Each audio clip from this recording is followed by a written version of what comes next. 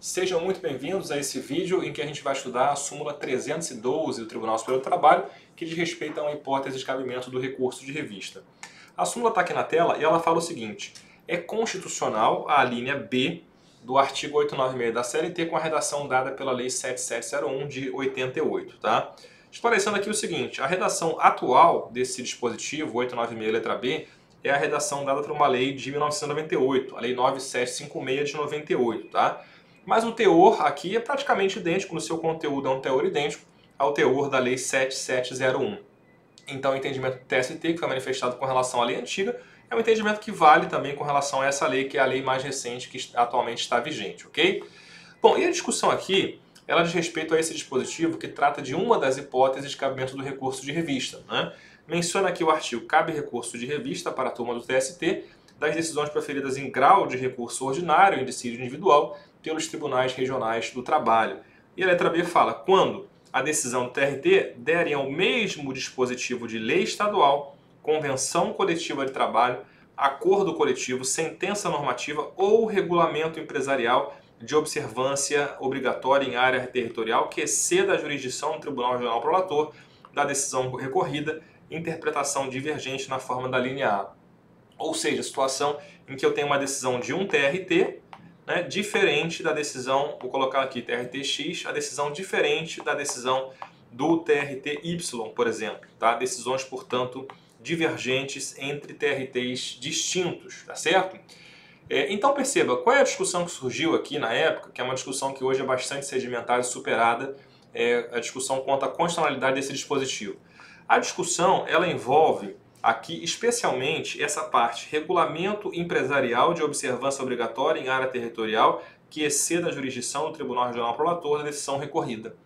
Ou seja, regulamento empresarial, portanto, que exceda uma região, que seja aplicável em mais de uma região da Justiça do Trabalho. Tá? E a discussão constitucional foi: isso aqui seria válido ou não à luz do princípio da isonomia, porque segundo uma tese que se defendeu à época, que o TST rechaçou, isso aqui violaria a isonomia, no sentido de que somente grandes empresas, empresas que tivessem sedes ou filiais, agências, por exemplo, em mais de uma região, geralmente vai ser mais de um estado, a gente sabe que nem sempre, mas em geral em mais de um estado da federação ou mais de uma região da Justiça do Trabalho, somente essas empresas são empresas de grande porte, presumidamente, empresas maiores, que têm sede em vários locais, somente essas poderiam levar ao TST, em grau de recurso de revista, discussões sobre o próprio regulamento empresarial.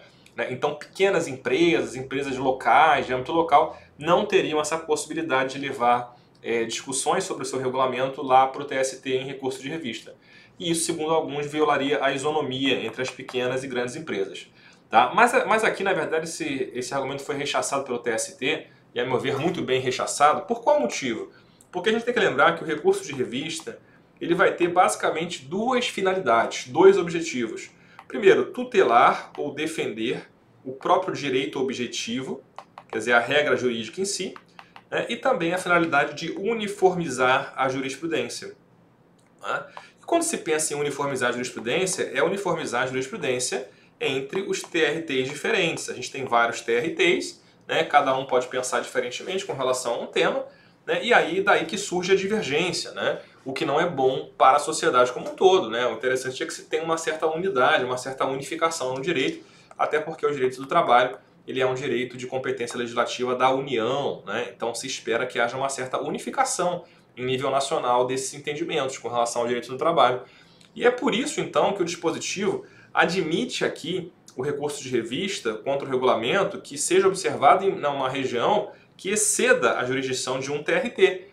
Porque, é claro, se eu tenho um regulamento, por exemplo, de uma empresa que está apenas aqui no estado do Rio de Janeiro, por exemplo, perceba, existe risco aqui de divergência entre TRTs? Não, porque aquele regulamento só se aplica ali no âmbito daquele estado, daquela região. Uma empresa, por exemplo, que tem a sede apenas, sei lá, em São Paulo, então somente o TRT2 que vai julgar aquele regulamento, que vai aplicar aquele regulamento. Não existe o risco da divergência e, portanto, não existe necessidade de uniformização pela via do recurso de revista. Percebe aqui?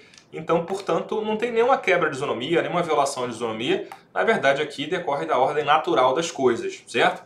E somente para fechar esse vídeo aqui, uma informação importante, é a seguinte, o regulamento de empresa, a gente já viu isso aqui quando a gente estudou a súmula 51, se você tem dúvida com relação a qualquer súmula do TST, basta você colocar na pesquisa do YouTube, Felipe Bernardes, e o número da súmula tal, né, que você vai encontrar um vídeo meu falando sobre essa súmula. E a súmula 51 é uma súmula bem conhecida que fala sobre regulamento, né, de empresa, e lá eu falei um pouquinho sobre a natureza jurídica do regulamento. Tá? E o regulamento, em geral, se entende que o regulamento ele tem natureza de cláusula contratual. Né? Essa é a visão, hoje em dia, prevalecente em doutrina, né, que o regulamento ele integraria os contratos como se fosse uma cláusula contratual.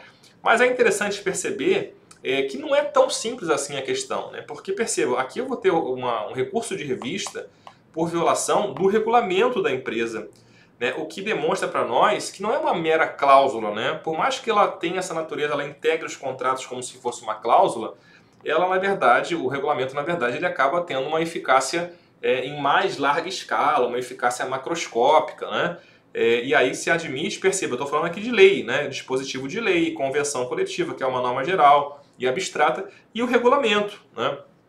E o regulamento, portanto, que por mais que ele integre os contratos como se fosse uma cláusula, o regulamento ele acaba dando ensejo a recurso de revista por divergência, né? O que aproxima o regulamento da figura de uma lei ou de um ato norma, como a gente queira chamar aqui, tá? É interessante esse dispositivo por isso. Maravilha, minha gente? Opa, acabei saindo aqui sem querer. Maravilha? Então com isso fechamos aqui mais esse vídeo. Um abraço e até o próximo.